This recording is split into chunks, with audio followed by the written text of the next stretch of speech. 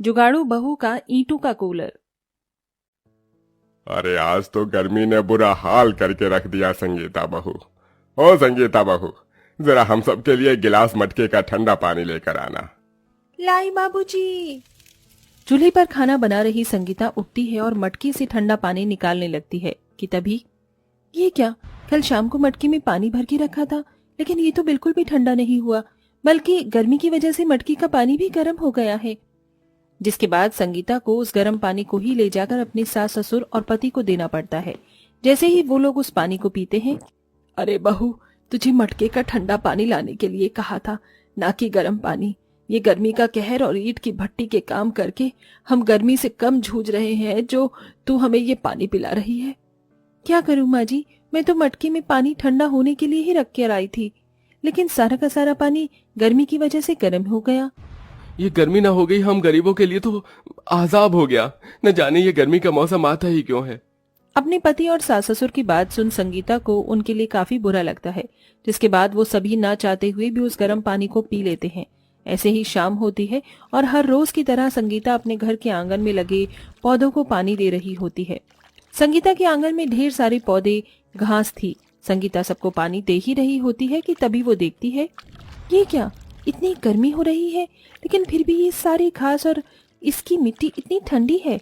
अरे हाँ, जब मैं छोटी थी तो मेरी टीचर ने कहा था कि जमीन के अंदर की मिट्टी हमेशा ठंडी ही रहती है।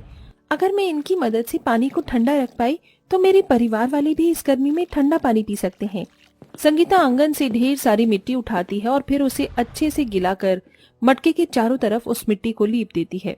साथ ही साथ उसके ऊपर ढेर सारी घास लगाकर बाहर से पानी की छींटे मारकर अंदर पानी भर देती है और सिर्फ कुछ ही घंटे में मटके का पानी बिल्कुल फ्रिज के पानी जितना ठंडा हो जाता है। रात को खाने के बाद जैसे ही सभी लोग उस मटके का पानी पीते हैं, अरे बहू, तेरे जुगाड़ से तो सच में ये पानी ठंडा हो गया। अपने परिवार वालों को इतना खुश देख संगीता भी बहुत खुश होती है और ऐसे ही कुछ दिन गुजर जाते हैं। संगीता और सुमित्रा मिलकर एक दिन आंगन में कपड़े धो रही होती हैं। बहू, जरा जाकर हैंडपंप से एक बाल्टी पानी लेकर आना, कपड़े खंगालने हैं। संगीता जैसे ही हैंडपंप चलाकर पानी भरने लगती है तो उस हैंडपंप में से ठंडे पानी की जगह गर्म पानी निकलने लगता है, जिसे देख गर्मी की वजह से हैंडपंप से भी गर्म पानी आ रहा है। अब हम क्या करें? इतनी भयंकर गर्मी में दोनों सास बहू के लिए गर्म पानी में कपड़े धोना नामुमकिन था, जिसके चलते अब दोनों सास बहू परेशान होने लगती हैं कि तभी संगीता के मन में एक और नया जुगाड़ आता है और वो जल्दी से 2-3 बोरी लेकर उसे गीला कर हैंडपंप पर बांध देती है। थोड़ी देर बाद संगीता जैसे ही हैंडपंप चलाती है तो उसके अंदर से ठंडा पानी आने लगता है। अरे वाह मेरी जुगाड़ू बहू, तूने तो इस हैंडपंप के पानी को भी ठंडा कर दिया, नजर न लगे मेरी जुगाड़ू बहू को। संगीता हमेशा अपने किसी न किसी जुगाड़ से गर्मी को दूर करने की कोशिश किया करती थी, लेकिन बढ़ती गर्मी की वजह से सबका हाल बेहाल हो गया था। अरे बाप रे बाप, मुझे तो ऐसा लग रहा है कि मैं अभी भी इनकी भट्टी में ही काम कर रहा हूँ। अरे अब तो इस गर्मी में इस घर में रहना दुश्वार हो गया है। बेटा, इस टीन की छत की वजह से ये सब हो रहा है। सोचा था इस साल इस टीन की छत को हटवाकर और पत्थर की छत बनवाऊंगा, लेकिन पैसों की कमी के चलते इसे न कर सका। टीन की छत होने की वजह से गर्मी में टीन बहुत जल्दी गर्म हो जाया करती थी, जिससे संगीता का पूरा घर ईंट की भट्टी की तरह गर्म हो जाता था। संगीता, अब तो तुझे अपने जुगाड़ से इस गर्म छत को ठंडा करने के बारे में सोचना ही होगा, वरना इस गर्म छत के नीचे तो हम लोग और ज्यादा दिन तक रह नहीं सकते। संगीता आंगन में बैठी बैठी इतना सोच ही रही होती है कि तभी उसकी नजर हैंडपंप पर जाती है, जिसको संगीता ने बोरे से बांध रखा था। ये देख संगीता के मन में एक और नया जुगाड़ आता है और वो एक एक कर बोरियों को गीला करके अपनी टीन की छत पर रख देती है और उसके ऊपर ढेर सारी मिट्टी डाल देती है, जिससे अब गर्मी की वजह से उन लोगों की टीन की छत गर्म नहीं होती थी। अरे वाह बहू, तूने तो आज हमारी टीन की छत को भी ठंडा कर दिया। और नहीं तो क्या बाबूजी, अब आपको दूसरी छत बनवाने की कोई जरूरत नहीं है। आप लोगों की जुगाड़ू बहू और मेरी जुगाड़ू पत्नी ने इस टीन की गर्म छत को भी ठंडा करके रख दिया। संगीता अपने जुगाड़ से कभी बोरे गीले कर घर की खिड़कियां और दरवाजे पर टांग देती थी, जिससे घर के अंदर गर्म हवा नहीं आती। वहीं कभी सबकी सोने की चटाइयों के नीचे गीली मिट्टी रख देती, जिससे सबको ठंडक मिलती। लेकिन इतने जुगाड़ करने के बाद भी पूरा परिवार मच्छरों से काफी ज्यादा परेशान था। इन मच्छरों ने गर्मी में काट काट कर सारा खून पी ही लिया है। न जाने अब इन मच्छरों से गर्मी में कब राहत मिलेगी। आय हाय, इन मच्छरों से तो राहत ये सिर्फ कूलर ही दिलवा सकता है। आय हाय, बिना कूलर के तो ये मच्छर एक दिन हमारा सारा खून पीकर हमें मार ही डालेंगे। गर्मी में बिना पंखे कूलर के गुजारा करना संगीता के लिए भी अब काफी ज्यादा मुश्किल हो चुका था। रोज रोज अपने परिवार को ऐसा परेशान होता देख अब संगीता एक बहुत बड़ा फैसला लेती है।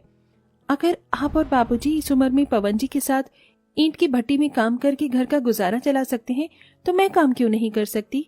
बहू, ईंट की भट्टी में काम करना आसान नहीं है। तुझे पता है वहां कितनी गर्मी होती है। मैं ईंट की भट्टी में काम करके जल्द से जल्द पैसे जोड़ना चाहती हूँ ताकि मैं सबके लिए कूलर ला सकूं। इसलिए आप लोग प्लीज मुझे काम करने दीजिए।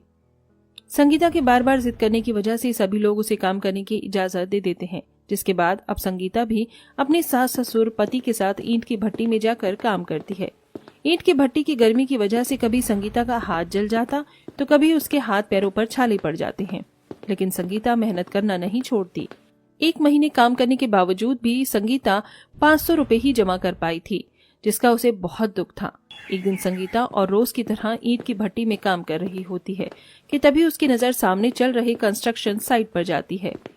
ईंट की दीवार पर पानी मारने से ये काफी ठंडी रहती होगी ना। पुराने जमाने में लोग ईंट और कच्ची मिट्टी के घरों में रहते थे, इसीलिए उन्हें गर्मी नहीं लगती थी। 1 मिनट, अरे ये चीज मैंने पहले क्यों नहीं सोची। संगीता के मन में ईंट की दीवार को देखकर जुगाड़ आता है, जिसके बारे में वो सबको बताती है। संगीता, तुम क्या कह रही हो? भला ऐसे कैसे हो सकता है? क्यों नहीं हो सकता?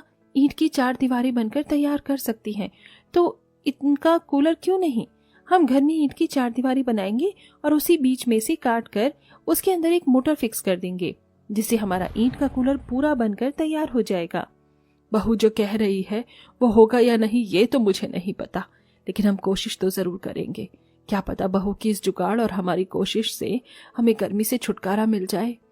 सुमित्रा और संगीता की बात सुन पवन और रघु इस बात के लिए मान जाते हैं, जिसके बाद अब संगीता सबके साथ मिलकर ईंट की मदद से कूलर के आकार का ढांचा तैयार करती है और उसके अंदर मोटर लगाकर उसके चारों तरफ गीली मिट्टी और घास एक कपड़े की मदद से बांध देती है और उस पर पानी छिड़क देती है, जिससे जैसे ही अब वो लोग प्लग लगाकर बटन चालू करते हैं तो उस ईंट के कूलर के अंदर से बिल्कुल ठंडी ठंडी हवा आती है। बहू, इस ईंट के कूलर के अंदर से तो बिल्कुल असली कूलर की ठंडी ठंडी हवा आ रही है। हाँ माँ जी, और हमें तो इसके अंदर पानी भरने की भी जरूरत नहीं है। हम बस इसकी दीवारों को गीला कर देंगे और ये ठंडी हवा देंगी। आज तो सच में मेरी जुगाड़ू बहू ने कमाल कर दिया। मेरी तो भगवान से यही प्रार्थना है कि हर जन्म में मुझे तेरी जैसी जुगाड़ू बहू मिले। संगीता के ससुराल वाले उसके इस जुगाड़पंती के लिए काफी ज्यादा तारीफ करते हैं। इसी के साथ अब जब भी कोई संगीता के घर पर आता तो उसका बना हुआ जुगाड़ का ईंट का कूलर देखकर हैरान रह जाता। संगीता बहू, तेरा ईंट का कूलर तो सच में काफी ज्यादा बढ़िया है। हम लोग भी तुम्हारी तरह ही गरीब परिवार से हैं। अगर तुम हमारे लिए भी ऐसे ही ईंट का कूलर बनाओगी तो ज्यादा नहीं, लेकिन मैं तुम्हें थोड़े पैसे तो दे ही दूंगी। क्या तुम मेरे परिवार के लिए भी ईंट का कूलर बनाओगी? हाँ काकी, क्यों नहीं, मैं जरूर बनाऊंगी आपके परिवार के लिए अपनी जुगाड़ से ईंट का कूलर। आस पड़ोस में रह रहे लोगों को जैसे ही संगीता के जुगाड़ से बनाए हुए ईंट के कूलर के बारे में पता चलता है तो वो भी संगीता से अपने घर में ईंट का कूलर बनवा देते हैं, जिससे उन्हें गर्मी से राहत मिलती है। वहीं संगीता की भी अच्छी खासी कमाई हो जाती है और ऐसे ही अपने जुगाड़पन से संगीता अपने ससुराल वालों के साथ हंसी खुशी रहती है।